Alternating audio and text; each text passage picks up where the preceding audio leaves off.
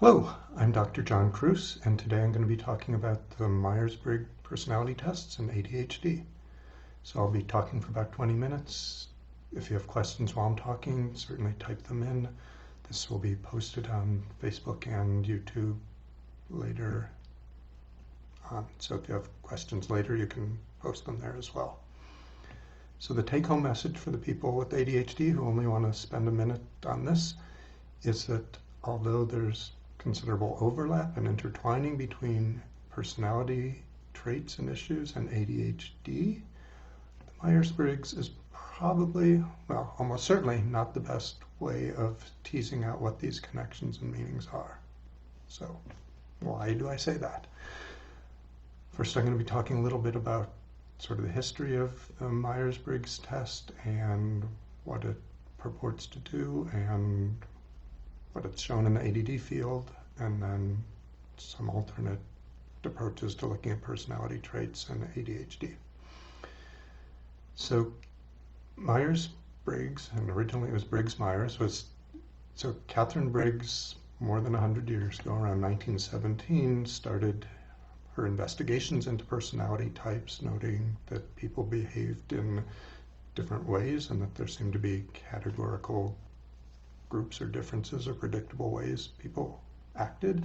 She was then strongly influenced by Carl Jung's publications about personality in the 20s and his theories and understanding of them, and developed, along with her daughter Isabella Briggs Myers, developed a personality test and first published that and started testing people and launched her company around World War II, around 1944, with the major goal, and it still has been to this day, of providing personality tests for industry and management so that people can be placed in jobs that are good fits for them. So this breaks personality into 16 separate groups based on dichotomizing 4 sets of traits or axes, characteristics. So there's an introversion, extroversion axis, there's a sensory intuition axis, there's a thinking feeling, and there's a judging perceiving axis. I'll say a little bit more about each of those. So a couple things, and the claims from, so many of the claims from Jungian theory have been carried on for 100 years with not much testing or validation. So the claim is that people have a dominant function and then auxiliary or tertiary or underlying functions. The Myers-Briggs whole emphasis is that these are preferences, actually not on necessarily aptitudes, but that people prefer, adopt, and practice certain ways of interacting with other people in the world and with themselves in the world. So the main first axis is the introversion, extroversion, so that people who are extroverted are action-oriented. They are people who are better at looking at a breadth of things than rather than looking at one thing deeply. They are re-energized by action and interaction, whereas the introverts they take respite recovery from rest, from an absence of these interactions. They're more depth-oriented than a broad scattershot. And so the sensory intuition axis is that the people who sense things are using their senses, yes, but also are sort of stepwise, methodical, taking things in the present one at a time, whereas the intuitive mode is much more global, based on your internal feeling intuition rather than what you're seeing or sensing. Then the next dichotomy is between thinking and feeling. So thinking people, preferences are thought-oriented, whereas feeling are based on emotions. And the judging, perceiving dimension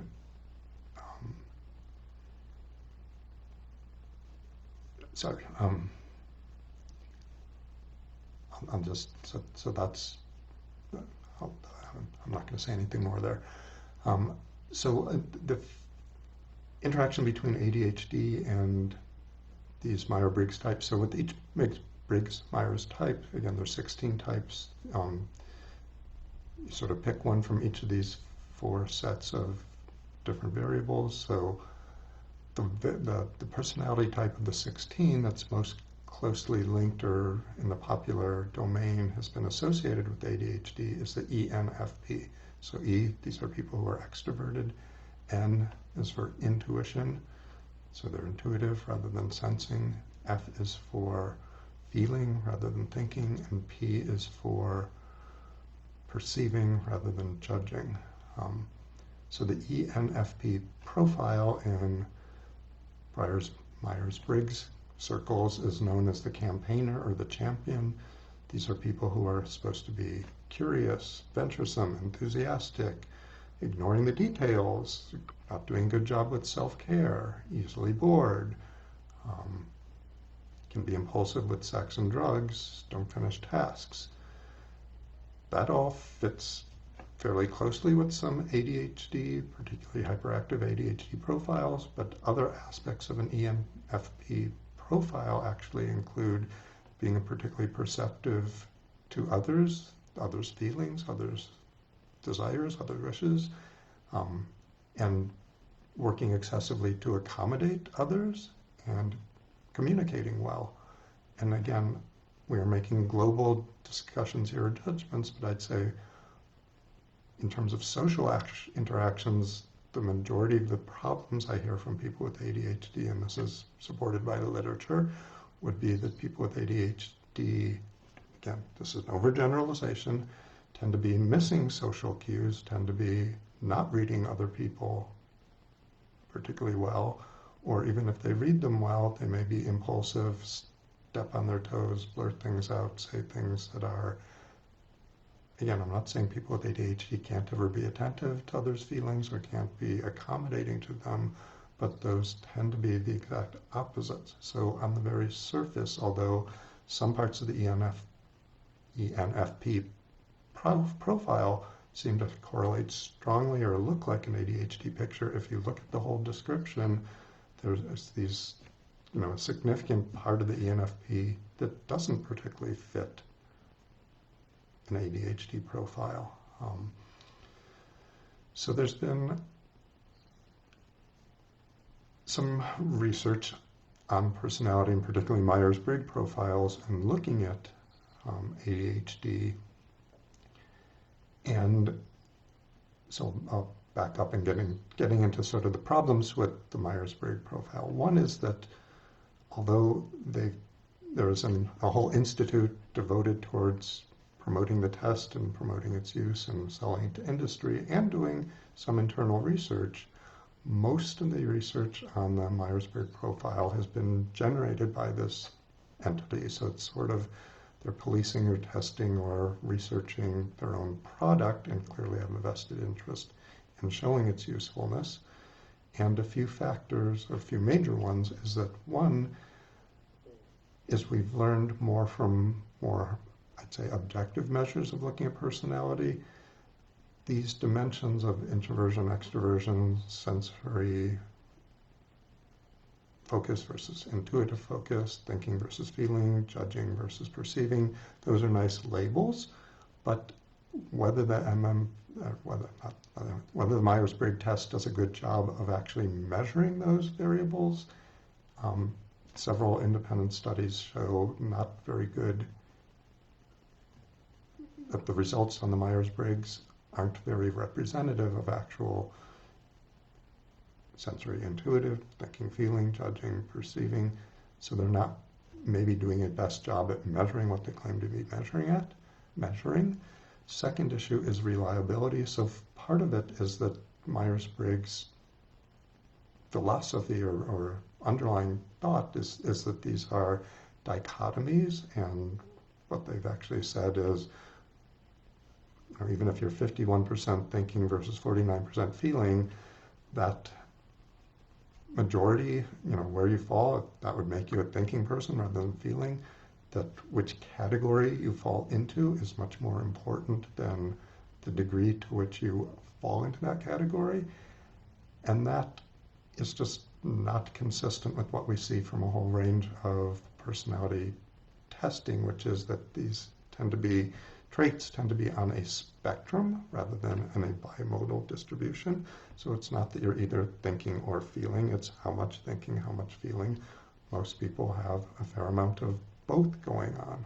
And the distribution, again, is a normal distribution with most people in the middle on a thinking-feeling spectrum and only small numbers being very strongly thinking and very strongly feeling. Whereas, again, Myers-Briggs wants to put you in a box and say, even if you're just over the midline in terms of that, this is the group you're in. So that's tied into part of why it's unreliable, and reliability just states that if you test and retest people, whether they get the same results, and with the Myers-Briggs, people who retest even a few weeks later, we're not talking long-term life changes, very often fit categorically into different categories and different ones of the 16 personality types. So reliability is pretty poor. And the other major criticism from the personality traits research world is that the personality traits research world, and there are critics of that as well, but have found what they call the big 5 personality traits of extroversion, openness, agreeableness, conscientiousness, and number 5, neuroticism. I'll say a little bit more about neuroticism. Neuroticism isn't even adequately included in any of these axes or dichotomies in the Myers-Briggs scenario.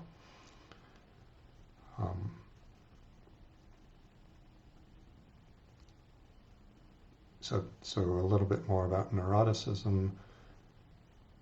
Neuroticism is tied in with sort of sense of self in terms of competency or worrisomeness. Are you anxious? Are you thinking that some of it's sort of negative pessimism versus optimism, but the neurotic profile sort of worrying, anxious, concerned about how a person's going to do in the world, how the world's going to do in the world, whereas the positive end of the neuroticism spectrum is tied to resilience, competency, confidence. So looking more at what are more, I'd say, so criticisms of the Big 5 model for personality. So the Big 5 model, several different laboratories over the past several decades ago came up with these 5 traits of personality by looking at questionnaires, languages, how people describe themselves, and using computer-generated lexical analysis, so looking at what tended to jump out or associate with each other. So this was purely a data crunching approach. It wasn't a theoretical approach, and that's one of the criticisms, is there's no coherent theory. It's just, this is what pops out from the data. And again, the data is based on language analysis, and that may be one of the most rich ways that we describe or capture or think about our personalities, but it's a limiting, it's a filter itself. And it's a filter that may be more strongly connected with some of these aspects of our 5 big traits themselves.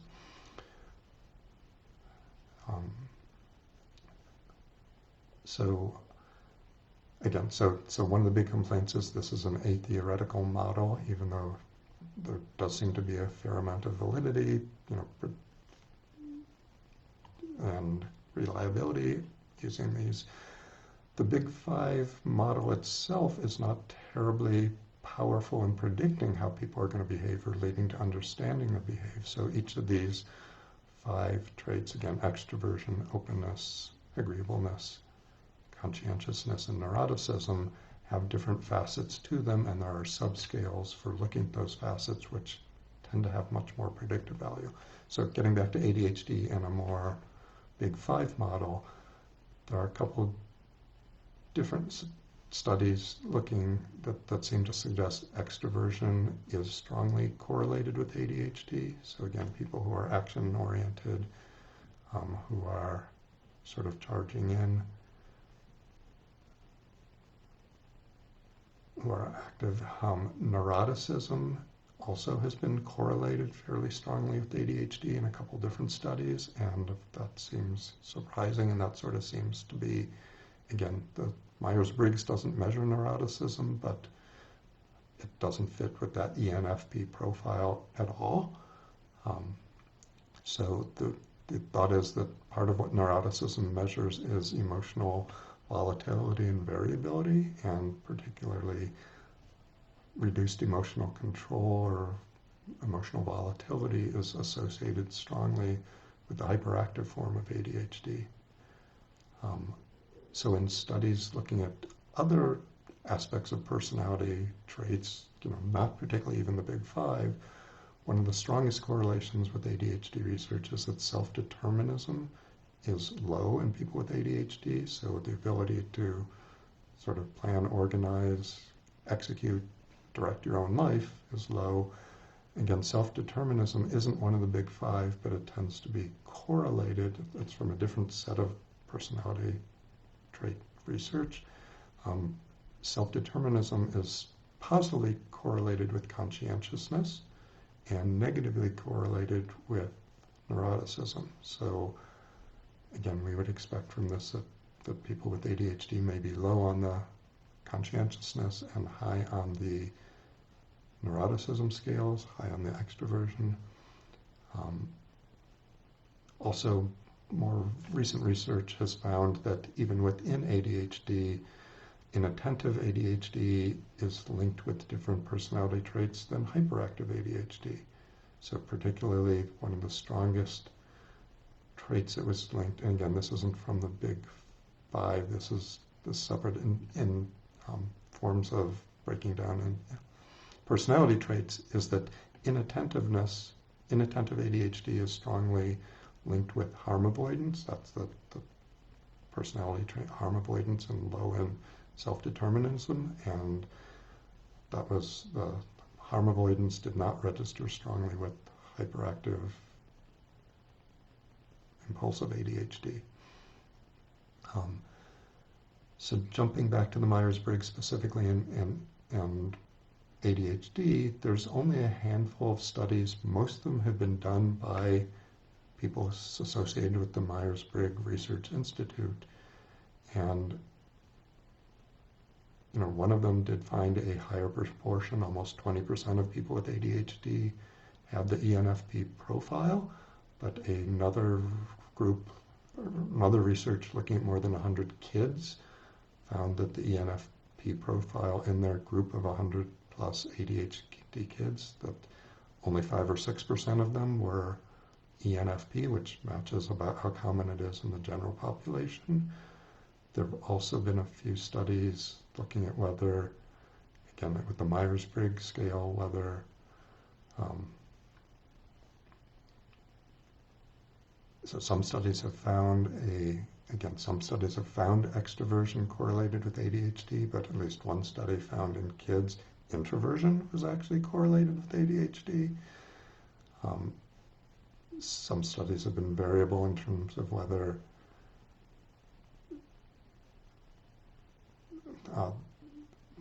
feeling does seem to come out rather than thinking in several studies, but whether judging and perceiving, whether people with ADHD are primarily perceiving, some studies have seemed to support that, and other studies didn't find any such correlation. So again, with the Myers-Briggs test, again, probably because it's not a very valid way to measure those variables, partly because it's not a very reliable way of measuring anything about personality, it's not surprising that we're not getting clear, consistent results from it. On the positive side, what's good about any of this? I mean, anything that gets people to be thinking more about their own behavior, I'd say is probably a good thing. People clearly like to have explanations. People like to be sorted into groups. But at some level, many people have criticized the Myers-Briggs as not being too much different than horoscopes or enneagrams or other approaches for putting people into groups that are often vaguely enough written that they can encompass a broad range of characteristics and that don't seem, when you try to test them rigorously, have a whole lot of validity. That's about all I'll say right now.